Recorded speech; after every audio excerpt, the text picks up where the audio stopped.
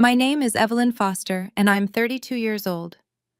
Last month at my cousin's wedding, my father did something that made 200 guests hold their breath, and he had no idea he'd just dug his own professional grave. You see, my father always believed success meant a corner office and a six-figure salary. What he never understood was that sometimes the most powerful people in the room are the ones you'd least expect.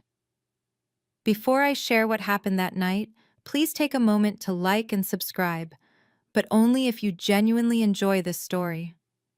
I love hearing from viewers around the world, so drop a comment with your location and local time.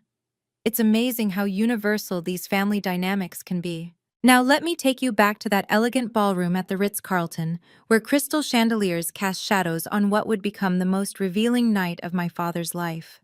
The wedding that changed everything started like any other family gathering, with comparisons, judgments, and my father's disappointment in his younger daughter.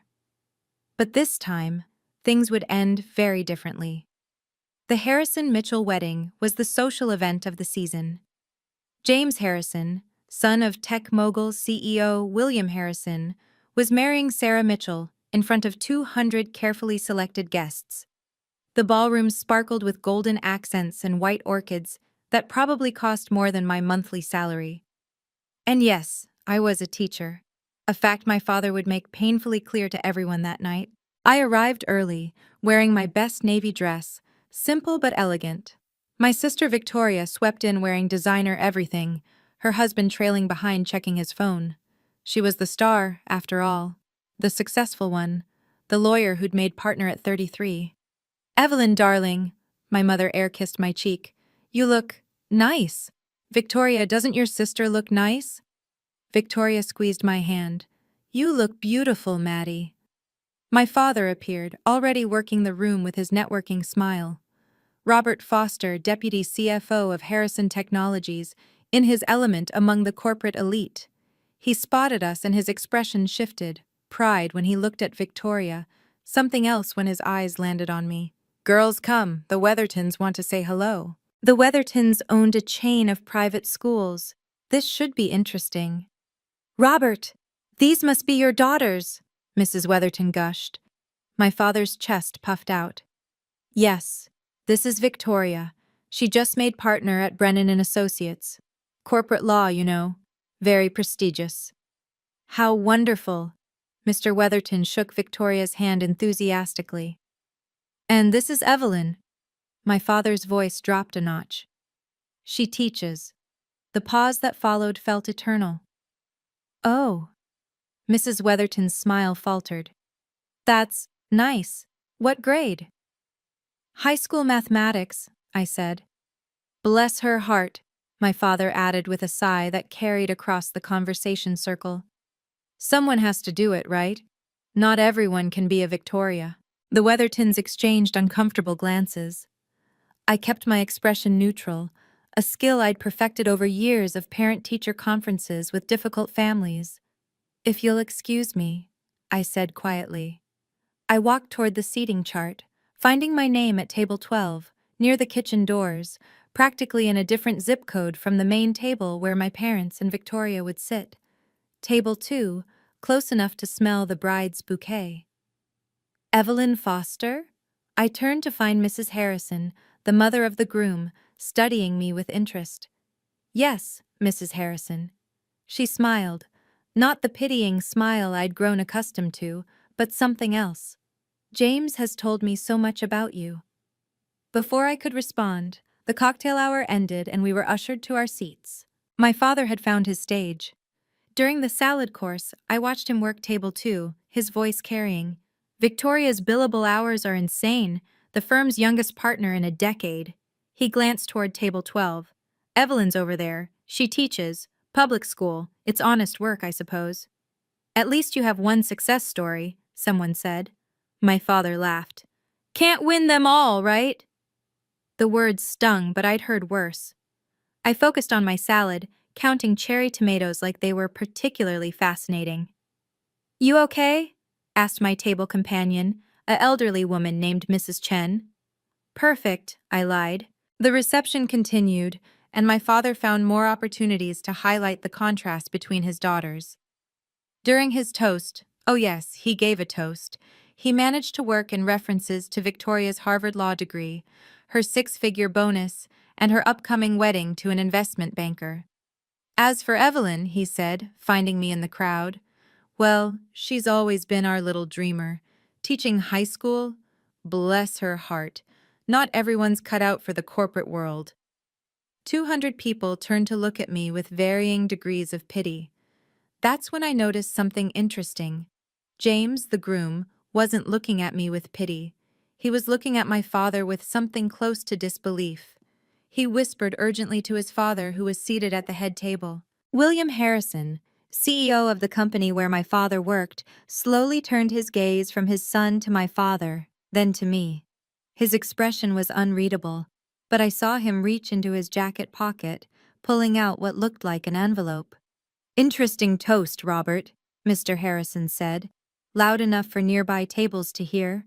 My father beamed, mistaking the comment for approval. I should have left then, slipped out during the cake cutting, made my excuses. But something made me stay. Maybe it was the way James kept glancing at me with gratitude. Maybe it was the envelope Mr. Harrison kept tapping against his palm. Or maybe, after 32 years of being the family disappointment, I was finally tired of leaving rooms where I had every right to be. The wedding reception rolled on, and my position in the family hierarchy became increasingly clear.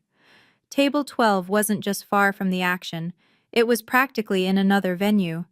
I sat with Mrs. Chen, two cousins from my mother's side who spent the entire time on Instagram, and a couple who turned out to be last-minute additions when other guests canceled. "So you're Robert's other daughter," Mrs. Chen said, not unkindly. "The teacher," I confirmed. "My grandson had the most wonderful math teacher," she began, but was cut off by the sound system crackling to life. "Ladies and gentlemen," my father had somehow gotten hold of the microphone again. "I just wanted to share something about raising children in today's economy. Oh no. My wife and I invested heavily in both our daughters' educations." He found Victoria in the crowd, gesturing grandly. Victoria took that investment and multiplied it. Harvard Law, top of her class, now pulling in mid-six figures at 33. Applause scattered through the room. Victoria looked uncomfortable. "And Evelyn?" He found me again, his smile turning rueful. "Well, we invested the same amount. Private schools, tutors, every opportunity. But she chose teaching." He shrugged theatrically. "What can you do? Not everyone has that killer instinct." "Unbelievable," Mrs. Chen muttered beside me. A man at a nearby table stage whispered to his wife. "That's harsh." My father continued, warming to his theme. "The return on investment, as we say in finance, varies greatly. Victoria's already paid back her education costs through the family's increased social standing. Evelyn, well, teachers do important work. Someone has to, right?" I stood up, needing air. Victoria caught my movement and started to rise, but I shook my head slightly. This wasn't her battle. In the hallway outside the ballroom, I leaned against the cool marble wall and practiced my breathing exercises, the same ones I used before parent conferences with helicopter parents. "Miss Foster?" I opened my eyes to find Mrs. Harrison standing there, elegant in champagne silk. "I needed a moment," I said. "I imagine you did." She studied me with those sharp eyes that had built a tech empire alongside her husband. "Your father doesn't know, does he?" "Know what?" "About you and James. About what you did for our son." I chose my words carefully. "I'm just a teacher, Mrs. Harrison. Your son was a student at Lincoln High years ago. That's all." She laughed, actually laughed. "Just a teacher? My dear, you have no idea what William is about to do you?" "I don't understand." "James failed 8th grade math. Did you know that? We hired 12 tutors. 12! He fired them all. Then you came along."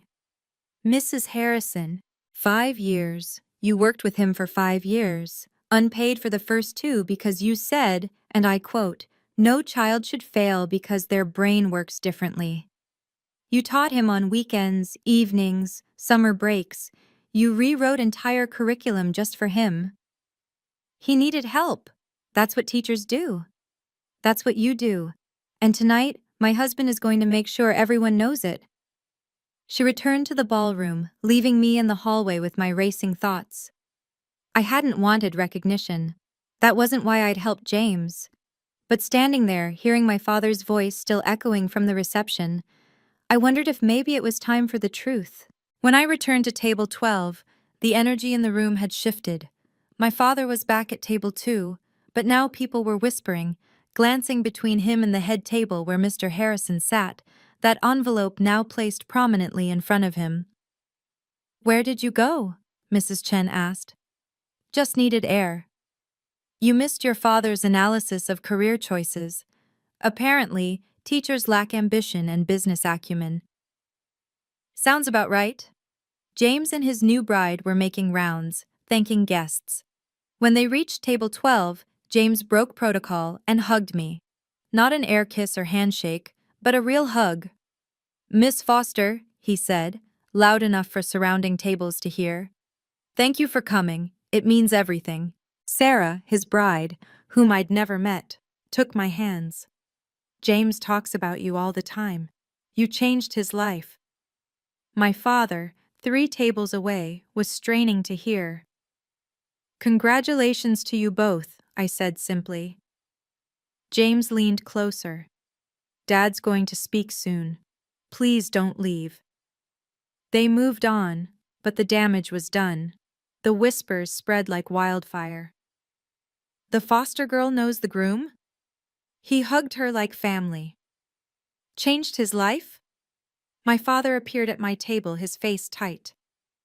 "Evelyn, what was that about?" "Congratulating the happy couple." "You know James Harrison? Why didn't you tell me?" "You never asked, Dad. You were too busy explaining my failures." He opened his mouth to respond, but the sound system crackled again. This time, it was William Harrison standing at the microphone, that envelope in his hand. Mr. Harrison's presence at the microphone commanded instant attention. The room fell silent except for the soft clink of champagne glasses being set down. My father quickly returned to his seat, straightening his tie. "Before we continue celebrating," Mr. Harrison began, his CEO voice filling the ballroom, "I need to address something I just heard." My stomach tightened. This was it, the moment where I could either let the truth emerge or stay silent forever. But what would silence cost me? I thought about next month's faculty meeting, where my principal would inevitably ask why I didn't leverage my connection to the Harrison family for school funding. I thought about future family gatherings where my father would continue his performance, each time chipping away at my professional dignity. I thought about my students, who deserved a teacher who stood tall, not one who shrank in shadows. The cost of silence was becoming too high. "Robert Foster," Mr. Harrison continued, "just gave us his perspective on investments and returns. As a businessman myself, I appreciate that lens. But I wonder if he's calculated all the variables." My father sat straighter, pleased to be mentioned by his CEO. 5 years ago, I'd made a choice. James Harrison had been on the verge of dropping out.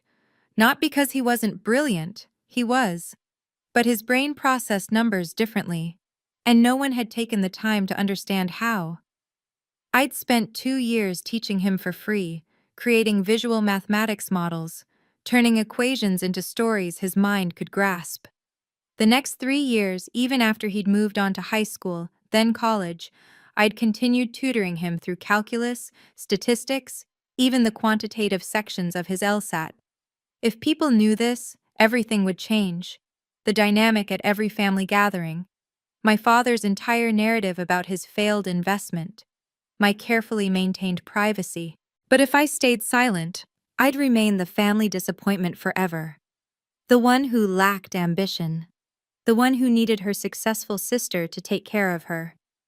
"You see," Mr. Harrison said, that envelope still prominent in his hand, "some investments aren't immediately visible on a balance sheet." I caught Victoria's eye across the room. She knew something was coming. She always could read a room like a legal document. She gave me the smallest nod. Permission? Encouragement? Both? My phone buzzed with a text from James. You deserve this. Deserve what? Recognition I'd never asked for? My father's embarrassment? Or simply the truth? Evelyn, Mrs. Chen whispered beside me. You're shaking. I was, because I realized that staying silent wasn't just about protecting my privacy anymore. It was about accepting my father's version of my worth. It was about agreeing that teaching was somehow less than corporate law, that changing lives mattered less than billable hours. Some of you may not know, Mr. Harrison continued, his gaze finding me at table 12, that my son James struggled academically in his youth. The room tensed. This wasn't typical wedding speech territory. We hired the best tutors money could buy. Specialists from Yale, Princeton, MIT, none of them could reach him. He paused, letting that sink in. He was failing 8th grade. We were considering alternative schools, the kind for students who can't make it in traditional settings. My father's expression had changed from pleased to confused. Where was this going? Then we found someone who saw James not as a problem to solve, but as a brilliant mind that simply worked differently. Someone who refused payment for 2 years because, and I quote, no child should be priced out of understanding their own potential.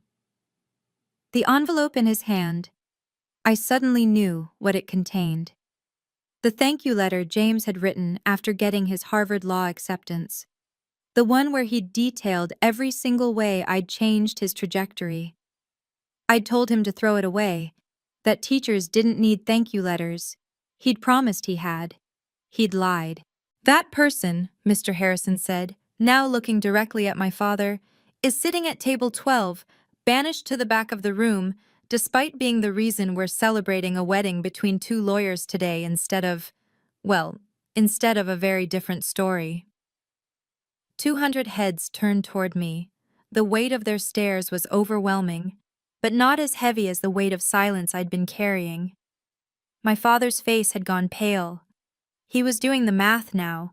All those times I'd been just tutoring some kid on weekends. All those evenings I'd missed family dinners for work stuff. All those summers I'd spent teaching summer school, when really I was getting James through advanced placement courses. But Robert thinks teachers lack ambition, Mr. Harrison said, his voice carrying an edge now. That they're failed investments. That they need to be taken care of by their more successful siblings. The room was so quiet, I could hear my own heartbeat. This was my moment. I could stand up, stop this, preserve my father's dignity and my privacy. Or I could let the truth finish what it had started. I remained seated, my hands steady on the table. Sometimes the most powerful thing you can do is nothing at all. Have you ever been undervalued for your career choice? I know that sting all too well. Drop a comment and let me know what you do for work. I read every single one.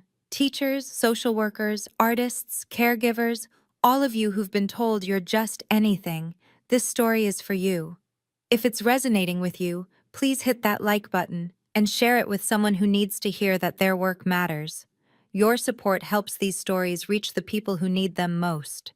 Now let's get back to that ballroom where everything was about to change. Mr. Harrison stepped away from the microphone, but the tension in the room crackled like electricity. My father stood abruptly, his chair scraping against the floor. William, I think there's been a misunderstanding, he said, his corporate smile strained. Is there? Mr. Harrison's voice was calm but carried across the silent ballroom. Then let's clear it up. Evelyn does tutoring, yes. A little side work. A little side work? James stood up at the head table. Dad, may I? Mr. Harrison nodded, and James approached the microphone. My heart raced. This wasn't supposed to happen. Not like this. Mr. Foster, James said, addressing my father directly, do you know what your daughter charges for tutoring? I imagine the going rate. 0. For the first 2 years, 0. Gasps rippled through the crowd. She taught me every Saturday for 6 hours, Sundays too, during exam season. That's very generous of her, but I wasn't finished. James's voice was steady, lawyerly. Do you know why I needed a tutor? My father shifted uncomfortably. Learning difficulties? I have dyscalculia. Numbers literally scramble in my brain. The room was riveted. This wasn't typical wedding reception conversation. 12 tutors quit on me, said I was hopeless. James, I said quietly, but my voice carried in the silence. You don't have to. Yes, I do. He looked at me with such gratitude it made my chest tight. Miss Foster rewrote entire math courses, created visual systems, turned numbers into stories. That's what teachers do, my father said weakly. No, that's what exceptional humans do. Victoria stood up at table 2. Dad, stop, please. I'm just saying, teaching is noble work. Noble? Mr. Harrison laughed, but it wasn't pleasant. Robert, do you know where your daughter went to college? State school. We offered to pay for better, but MIT. The word hung in the air like a thunderclap. That's not. Evelyn went to state, my father insisted. For undergraduate, MIT for her master's, mathematics education. Mr. Harrison pulled out his phone. I have her thesis right here, Adaptive Learning Methods for Neurodivergent Mathematics Students, published in 3 journals. I wanted to sink into the floor. This was too much, too public, too everything. Why didn't you tell me? My father's voice cracked, looking at me. Would it have mattered? The words escaped before I could stop them. Of course it would have. Of course it. Really? Because Victoria went to Harvard and I still got table 12. Someone at table 8 whispered, Oh, snap. That's different. Victoria's a lawyer. Making $300,000 a year, my father added, desperately trying to regain ground. Evelyn, Mr. Harrison said, looking at me directly, may I? I knew what he was asking. The envelope, the truth about everything. I thought about my students, about every time I told them to stand up for their worth. Slowly, I nodded. Ladies and gentlemen, Mr. Harrison announced, what I'm about to share is something Evelyn never wanted public. She's refused recognition for years, but after tonight's education on relative worth, I think it's time. He opened the envelope. This is a letter from my son, written 5 years ago. He began to read. Mom and Dad, I got into Harvard Law. The admission committee specifically mentioned my unique approach to quantitative analysis. That's Miss Foster's method. She didn't just teach me math, she taught me how to think. Tears were streaming down James's face now. Sarah held his hand. There's more, Mr. Harrison continued. Miss Foster spent over 3,000 hours with me, free for the first 2 years. When we insisted on paying, she asked for just $20 an hour. A master's from MIT, and she charged less than a high school student. When I asked why, she said education shouldn't be about money. 3,000 hours? Someone calculated aloud. That's years of work. But wait, my father interjected, desperate. If she's so exceptional, why is she at a public school? Because that's where I'm needed most. I stood up, finally. My voice was steady. Not everyone can afford private tutors, Dad. But the money isn't everything. Evelyn, Mr. Harrison said, tell them about your other students. No, I shook my head. This isn't about 3 other executives' children, all learning differences, all now in top universities. He looked around the room. She's the secret weapon parents whisper about, the teacher who can reach anyone. Then why didn't I know? My father's voice was small now. Because you never asked, Robert. Mr. Harrison's tone was ice. You were too busy measuring worth in dollars. The silence that followed was deafening. The ballroom remained frozen in that horrible silence. Then Mrs. Harrison stood up, and something about her movement commanded attention in a way that even her husband's CEO presence hadn't. Robert, she said, her voice carrying the authority of someone who'd built an empire, there's something else you should know. My father looked like he wanted to disappear. I think we've heard enough. No, I don't think we have. She walked toward the microphone with deliberate grace. You see, when James told us he was getting married, he had one non-negotiable requirement for the wedding. James squeezed Sarah's hand, and I saw him mouth, "Mom, please." His favorite teacher had to be there, not just invited, actually there. He checked with the venue 3 times to make sure Miss Foster RSVP'd. That's touching, but, my father started. I'm not finished. Mrs. Harrison's voice could have cut glass. Do you know why my son, on his wedding day, cared more about his former teacher's attendance than his own extended family? She reached into her purse and pulled out another document. My heart sank. I knew what that was, too. 5 years ago, James was suicidal. The word landed like a bomb. Several people gasped. My father went white. Mom, James said weakly. No, sweetheart. This needs to be said. She looked at me with such warmth. Evelyn found him on the school roof, talked him down, spent 6 hours with him that night. That's confidential, I said quickly. Mrs. Harrison, please. You're right, but my son waived confidentiality tonight. She held up the paper. Because he wanted everyone to know that the woman his father's deputy CFO just humiliated saved his life. The room erupted in whispers. My father sank into his chair. But there's more, Mr. Harrison took over again. Evelyn never reported it officially, never sought recognition, never even told us until James did years later. She protected his privacy, his future career prospects, everything. Why? Someone asked from table 6. Everyone looked at me. I stayed silent. Because that's what great teachers do, Victoria said, standing again.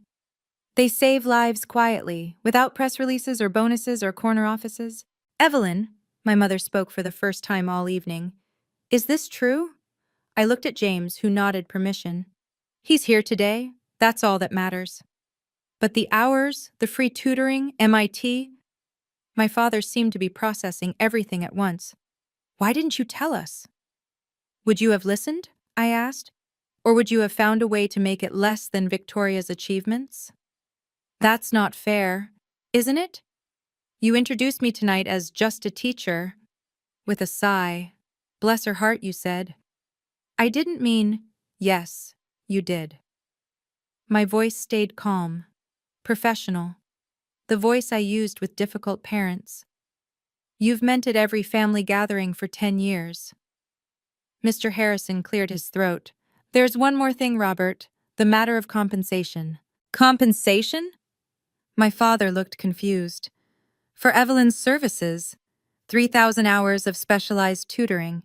The going rate for an MIT graduate with her expertise is $300 per hour. Someone at table 4 did the math out loud. That's $900,000. Which Evelyn refused. She took $60,000 over 5 years, less than minimum wage for her qualifications. But, Mrs. Harrison added, we don't leave debts unpaid. Evelyn, would you please stand? I stayed seated. This isn't necessary. Stand up, Miss Foster. James's voice was firm. Please. Slowly I stood. The room's attention felt like a physical weight. Mr. Harrison pulled out a check. This is for $500,000. A consultation fee for the educational framework you developed. We're implementing it company-wide for employees' children with learning differences. I can't accept that. It's not charity, it's business. Your methodology has already helped 4 other executive families. The ROI is immeasurable. Evelyn, my father's voice was strangled. You're worth $500,000? No, Dad. I'm worth exactly what I've always been worth. You just never bothered to calculate it correctly. The room was silent again, but this silence felt different, charged, waiting. There's a contract too, Mr. Harrison continued. For ongoing consultation, another $100,000 annually, if you'll accept it. I looked at James, his tear-stained face beaming with pride. At Sarah, who I'd never met, but who looked at me with such gratitude. At the room full of people who'd pitied me an hour ago. Then I looked at my father. He seemed smaller somehow, shrunk by the weight of his own miscalculations. I need to think about it, I said finally. Of course. Mr. Harrison smiled. But Evelyn, the check isn't optional. It's already been processed through our foundation. Tax deductible. Legal. Irreversible. Someone started clapping, then another. Soon the entire ballroom was applauding, except for one table. Table 2, where my father sat in stunned silence. The applause died down, but my father wasn't finished. He stood up, his face flushed with a combination of embarrassment and anger. This is ridiculous, he said loudly. Evelyn, you're making me look like a fool. No, Robert, Mr. Harrison's voice was steel. You did that yourself. She's my daughter. I have a right to… To what? Humiliate her? Diminish her achievements? I was being realistic. Teaching doesn't pay. Enough! The voice that cut through was mine.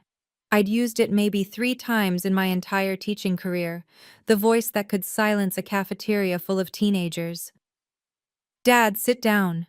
He stared at me, shocked. I said sit down. He sat. For 32 years I've let you narrate my story. Poor Evelyn, not smart enough for law school. Poor Evelyn, settling for teaching. Poor Evelyn, needing her sister to take care of her. I walked toward the center of the room, my heels clicking on the marble. Do you know what I did last week? Silence.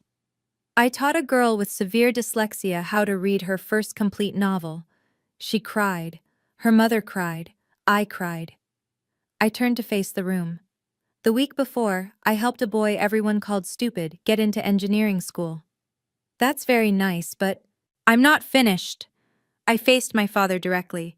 You want to talk ROI? Fine, let's talk numbers. In 10 years, I've taught over 2,000 students. Statistically, I've taught future doctors, lawyers, engineers, artists, parents, leaders. What's the value of that? It's not the same as… As what? As Victoria's billable hours? I laughed, but it wasn't bitter, just tired. Do you know what Victoria told me last week? My sister stood up. Evelyn, you don't have to… She said she defends corporations from lawsuits, makes them richer, and she's brilliant at it. I smiled at my sister with genuine love. But I teach humans how to think. Which one changes the world? Both, Victoria said firmly. Both matter. Exactly, both, not one more than the other. My father tried again. I never said teaching didn't matter. Table 12, Dad. You put me at table 12. The seating was random. Stop lying, the words exploded out. You requested the seating personally. The venue coordinator confirmed it. Gasps rippled through the crowd. You wanted me far enough away that you wouldn't have to explain me to your colleagues. The teacher, daughter. The disappointment. Evelyn, please. No! We're doing this. Here. Now. In front of everyone. Just like you wanted. I pulled out my phone. Should I read the text you sent, Mom? Keep Evelyn away from the Harrison table. Don't want to explain her job. My mother's face crumbled. Robert, you didn't. It was taken out of context. The context was crystal clear. I put my phone away. But here's what you didn't know. Mr. Harrison requested I sit at his table. I declined, said families should sit together. Mr. Harrison nodded. She insisted on table 12, said she didn't want to cause drama. But you caused it anyway, Dad, with your toast, your comments, your constant, relentless disappointment. I'm proud of you. No, you're proud of Victoria. You're embarrassed by me. That's not true. Then why didn't you know about MIT, about James, about any of it? You never told me. I tried. Graduation day, 2018. You asked if I was finally going to get a real job. He fell silent. Christmas 2019. I mentioned tutoring a struggling student. You said, at least Victoria's thriving. I didn't mean… Easter 2020. Mom asked about my work. You changed the subject to Victoria's engagement. Stop. His voice was broken now. Please stop. Why? Because it's uncomfortable? Because you're embarrassed? I walked closer to him. This is how I've felt every family gathering for a decade. Evelyn, my mother stood up. That's enough. Is it? Because I have 10 years of enough, 10 years of being less than, 10 years of apologies for my career, 10 years of bless her heart. The room was riveted. This was better than any reality show. You want to know the truth, Dad? The complete truth? I looked him straight in the eye. I make 80,000 a year from school, another 60 from private tutoring, plus the consultation work I never told you about. I own my condo outright. I have no debt. I take 2 vacations a year. I love my life. Then why didn't you say? Because it shouldn't matter. My worth shouldn't be measured in dollars. But that's all you see. That's not… James, I called out. What did your father offer me last year? James looked at his father, who nodded. A position at Harrison Technologies, Director of Learning Development, 300,000 to start. The room inhaled collectively. And, I prompted, you turned it down. Why? Because you said your students needed you more than executives needed another director. I turned back to my father. Still think I lack ambition? Wow, if you're still watching, your heart is probably racing like mine was that night. I know what it's like to have your worth questioned by the people who should support you most. If you've ever been there, leave a heart in the comments. Let's show each other we're not alone. And please, if this story is resonating with you, hit that subscribe button. We need more stories about standing up for our worth, whatever our profession. Share this with someone who needs to hear that their job matters. Now, let's see what happened when the truth finally came out. Mr. Harrison returned to the microphone, the envelope still in his hand, but now he pulled out something else. A thick, legal document. Ladies and gentlemen, forgive the interruption to my son's wedding, but sometimes truth needs witnesses. He looked directly at my father.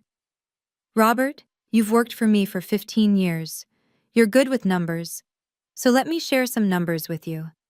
My father stood frozen, his face pale. Evelyn Foster has directly impacted 4 executive families in this room. He pointed to different tables. The Chens, the Weathertons, the Morettis, and us. Mrs. Chen from my table stood up. My grandson, Kevin. He's at Stanford now. Engineering. Evelyn taught him for 3 years. Mr. Weatherton stood next. Our daughter Emma. She has severe ADHD. Evelyn created an entire learning system for her. She's pre-med at Johns Hopkins. The Morettis stood. Our son Marco, autistic. Every tutor said college was impossible. He graduated MIT last year. Because of her. But here's the real kicker, Robert, Mr. Harrison continued. Do you know what Evelyn charged these families? Silence. Between $20 and $40 an hour, for expertise worth 10 times that, because she scales her pricing based on need, not market value. That's bad business, my father said weakly. Is it? Let's do the math you love so much. Mr. Harrison pulled out his phone. 4 families, average executive compensation, $2 million. Their children were failing. Without intervention, no college, no careers, generational wealth lost. Evelyn's intervention? Maybe 50,000 total across all families. The return? Priceless. You can't quantify. I can and I will. Kevin Chen just patented 3 innovations. Emma Weatherton is heading to medical school. Marco Moretti works for NASA. And James is about to make partner at 28. Youngest in his firm's history. James stood up again. And I need to say something else. Miss Foster didn't just save my academic career. She saved my life, literally. James, you don't have to, I started. I do. Because Mr. Foster needs to understand what he's been dismissing. He looked at my father. Your daughter found me on the school roof. I was 17. I'd failed another test. My parents had spent hundreds of thousands on tutors. I thought I was broken. The room was completely still. She didn't call security, didn't make a scene. She sat with me for 6 hours, She told me about famous people with learning differences: Einstein, Richard Branson. She said my brain wasn't broken, just different, like having a Mac in a PC world. Tears were flowing freely down many faces now. She met me the next day, and the next, every day for 2 weeks, just talking. Then she started teaching me her way: visual mathematics, story problems, color coding. My brain understood for the first time. But she's not a special education teacher, my father protested weakly. No, she's better. She's someone who sees potential where others see problems. James looked at me. Miss Foster, may I? I nodded, though I wasn't sure what he was asking. He pulled out his own envelope. This is my Harvard Law acceptance letter.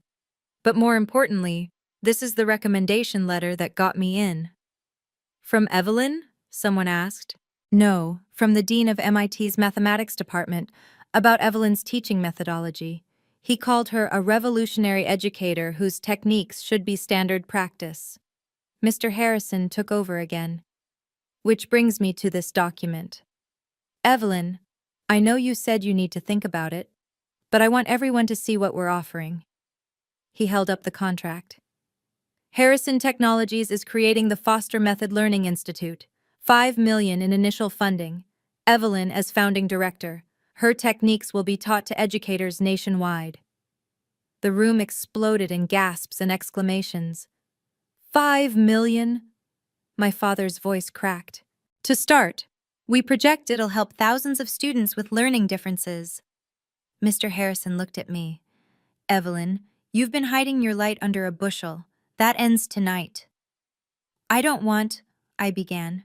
Fame? Glory? I know. But what about impact? What about the thousands of students who need what you can teach their teachers? I stood there, feeling the weight of every eye in the room. This wasn't what I'd wanted. I just wanted to teach, to help, to make a difference one student at a time. Evelyn, Mrs. Harrison said gently, you saved our son. Let us help you save others. The check, Mr. Harrison held it up. 500,000, already cleared, and the Institute will do it with or without you. But it would be better with you. My father finally found his voice. Evelyn, I didn't know any of it. Because you didn't want to know, Dad.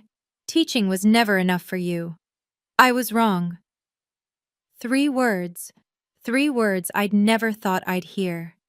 I was so wrong, he continued, his voice breaking. You're not the disappointing daughter. I'm the disappointing father. The room held its breath, waiting for my response. I stood in the center of that glittering ballroom, $500,000 check being held out to me, my father's apology hanging in the air, and 200 people waiting to see what Evelyn Foster, just a teacher, would do. I walked to Mr. Harrison and took the check. The room seemed to exhale collectively. Thank you, I said simply. This will help a lot of students. What about the Institute? He pressed. I looked around the room, at the executives who'd hidden their children's struggles, at my sister who'd always supported me, at my parents who'd never understood me, at James whose life had intersected with mine in ways that changed us both. I'll consult, I said finally, but I won't leave my school. Evelyn, Mr. Harrison started, those kids need me, the ones whose parents can't afford private tutors, the ones who'll never meet a CEO willing to fund their education, the forgotten kids. I folded the check carefully. This money? It's going to create a scholarship fund at Lincoln High. Free tutoring for any student who needs it. All of it, my father gasped. All of it. But that's $500,000. Yes, Dad. It is. And it'll change more lives than I ever could alone. Victoria walked over and took my hand. I'll help with the legal structure. Pro bono. Of course you will, I squeezed her hand. Because that's what we do. We help. Mr. Harrison smiled. Then let me add to it. Harrison Technologies will match your donation. $1 million for the Evelyn Foster Learning Fund. The room erupted in applause. But I wasn't done. Dad, I said, turning to my father. I accept your apology, but I need you to understand something. This doesn't change who I am. Tomorrow, I'll still be a teacher. I'll still make 80,000 a year. I'll still drive my Honda Civic. And that has to be enough for you. Evelyn, it has to be enough, or we can't have a relationship. I won't spend another decade defending my choices. He nodded, tears streaming down his face. It's enough. You're enough. You've always been enough. I was just too blind to see it. And Mom, I turned to my mother. No more excuses for him. No more, that's just how he is. No more enabling the comparisons. I understand, she whispered. Good, because I'm setting boundaries.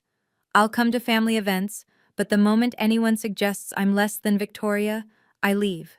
No arguments, no explanations, I just leave. That seems harsh, someone from my extended family started. No, it's healthy. Something I should have done years ago. James approached. Miss Foster, there's one more thing. James, no more, please. This isn't a gift, it's a request. He pulled out a card. My firm wants to hire you. I'm not a lawyer. As a consultant. We have 3 associates with learning disabilities. They're brilliant but struggling. 1 hour a week. Video calls are fine. The rate is $500 an hour. That's ridiculous. That's the standard rate for specialized consultants. Yes or no? I looked at this young man who'd once stood on a roof, ready to end everything. Now a Harvard lawyer, married, successful, alive. 1 hour a week. No more. Deal. He hugged me again. You saved my life, Miss Foster. Let me help you save others. The band, which had been silent through all of this, started playing again. People began moving, talking, processing what they'd witnessed. My father approached tentatively. Evelyn, can we talk? Privately? No. No. No more private shame, Dad. No more public pride and private disappointment. If you have something to say it here. He swallowed hard. I'm proud of you. Not because of the money or the recognition. Because you stood up to me. Because you're changing lives. Because you're you. That's a start, I said. But Dad, it's going to take time.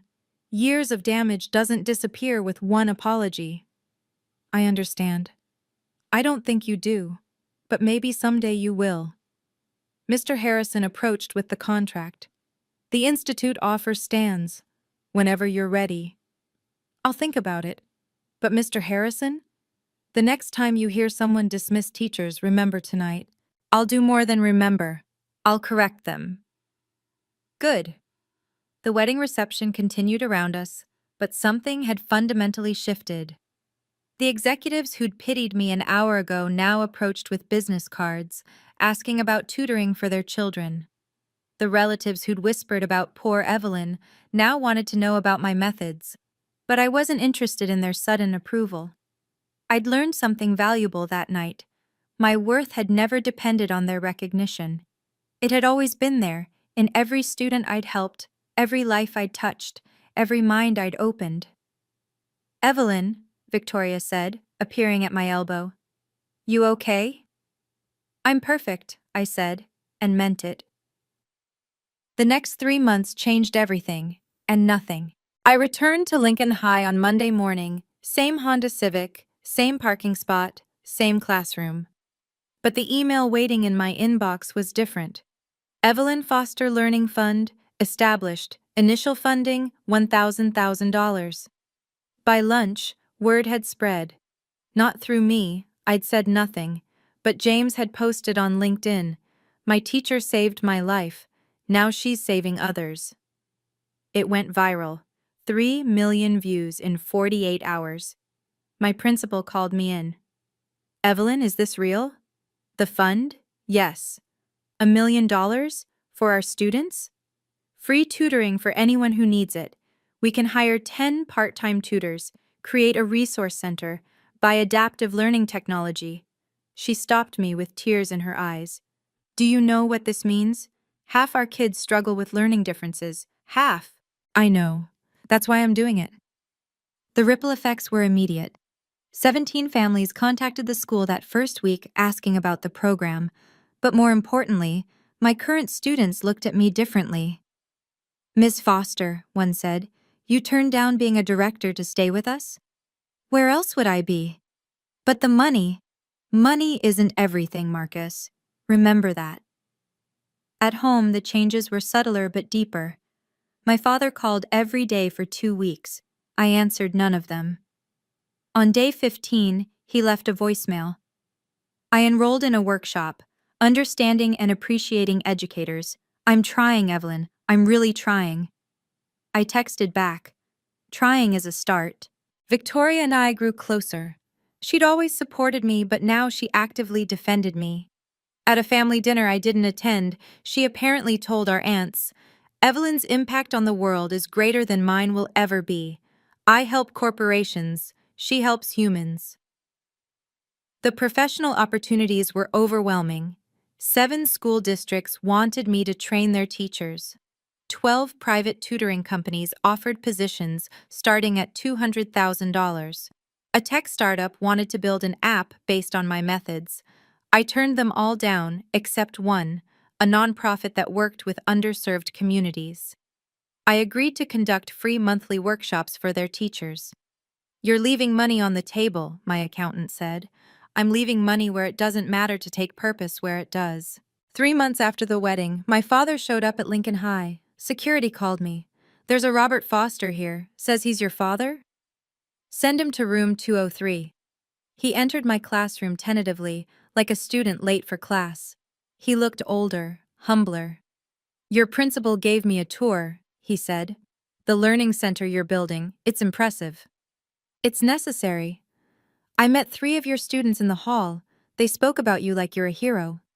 "I'm their teacher." "Same thing, apparently." He pulled out an envelope. "I wanted to give you this." "Dad, I don't want—" "It's not money. Just read it." I opened it after he left. It was a letter to his company newsletter. "My daughter is a teacher. She makes $80,000 a year and she's the most successful person I know. Success isn't measured in dollars but in lives changed. Evelyn has changed thousands. I've changed spreadsheets. She wins." He'd signed it Robert Foster, proud father of a teacher. I called him that night. "Dad? Evelyn?" His voice was hopeful. "Sunday dinner. I'll be there." "Really?" "Really. But Dad, the first comparison to Victoria, I leave." "There won't be any. You're incomparable. Both of you. In different ways." The Evelyn Foster Learning Fund officially launched 6 months after the wedding. The first student we helped was a girl with dyslexia who'd been told she'd never read above a 3rd grade level. 6 months later, she read her first young adult novel. Her mother sent me a video of her crying, holding the book. "I finished it. Miss Foster's tutors helped me finish it." That video was worth more than any check. James made partner at 28, as predicted. His first act was establishing a pro bono program for students with learning disabilities facing school disciplinary actions. He named it the Foster Initiative. Mr. Harrison's institute moved forward without me as director, but with my methods at its core. They've trained 300 teachers so far. Each one reaches approximately 100 students per year. The math, 30,000 students impacted annually, would make my father proud. Speaking of my father, he kept his word. No more comparisons, no more disappointments. At last month's family gathering, someone asked what I did for a living. "She teaches," my father said, his voice full of genuine pride. "She shapes futures, she saves lives, she changes the world, one student at a time." "That must be rewarding," they responded. "For her and for everyone lucky enough to know her." Victoria caught my eye across the room and smiled. We'd both won in our own ways. But the real victory was smaller, quieter. It was Marcus, my struggling sophomore, finally understanding quadratic equations. It was Emma, who'd been told she was too slow, getting into her dream college. It was every student who walked into my classroom believing they couldn't and walked out knowing they could. That's the thing about teaching. The ROI can't be calculated in dollars. It compounds over generations. 6 months after that wedding changed everything. I stood in my classroom at 3 p.m., the same time I'd stood there every day for 10 years. But now, the walls were covered with thank you letters from students, photos from the Learning Center, and a framed copy of that LinkedIn post that started it all. A knock at my door interrupted my grading. It was my father, holding 2 cups of coffee. "Thought you might need caffeine," he said. "Teachers work late, right?" "We do." I accepted the coffee. "Thanks, Dad." He sat in a student desk, his knees comically high. "I've been thinking about what you said. About boundaries. And? You were right. I spent so many years measuring worth wrong. I measured in dollars when I should have measured in difference. That's a start. Evelyn, I need to tell you something. I've been seeing a therapist." I nearly dropped my coffee. "You? Therapy?" "Your mother insisted after the wedding, said I needed to understand why I couldn't see your value. And? Turns out, my father did the same to me. I was an accountant. He wanted a doctor. Never good enough." He looked at me with wet eyes. I repeated the cycle. "I'm sorry. I know you are." But knowing and healing are different things, aren't they? They are. We sat in comfortable silence for a moment. Then he said, "Your learning center helped 43 students this semester. 47. 47 kids who might have failed without you. Without the center. It's not just me anymore. But it started with you. One teacher who refused to give up on a kid everyone else had written off. That's the job, Dad." "No, Evelyn. That's a calling." 3 years have passed since that wedding. The Evelyn Foster Learning Fund has helped over 300 students. 12 have gone to Ivy League schools, 23 to state universities, 15 to trade schools, all to futures they couldn't have imagined without help. My salary is still $80,000 from Lincoln High. I take $30,000 annually from the consulting work, just enough to cover the mortgage I'd already been paying. The rest goes back to the fund. You could be rich, people tell me. I am rich, I respond, just not in the way you measure. My relationship with my father has healed slowly, carefully. We have dinner once a month. He asks about my students. I ask about his work. We don't compare. We don't compete. We just exist, father and daughter, each valuable in our own way. Last week, he brought me a gift, a framed photo from that wedding. Not of the confrontation, but of the moment after, when I stood surrounded by parents thanking me for helping their children. In the corner, barely visible, is my father, watching with an expression I'd never seen before, understanding. "I had this moment," he said, "when I finally got it. You were never the disappointing daughter. I was the disappointed father, disappointed in my own narrow view of success. Dad," let me finish. "You asked me once if it would have mattered if I'd known about MIT, about James, about all of it. The truth? It shouldn't have mattered. You were always enough, Evelyn.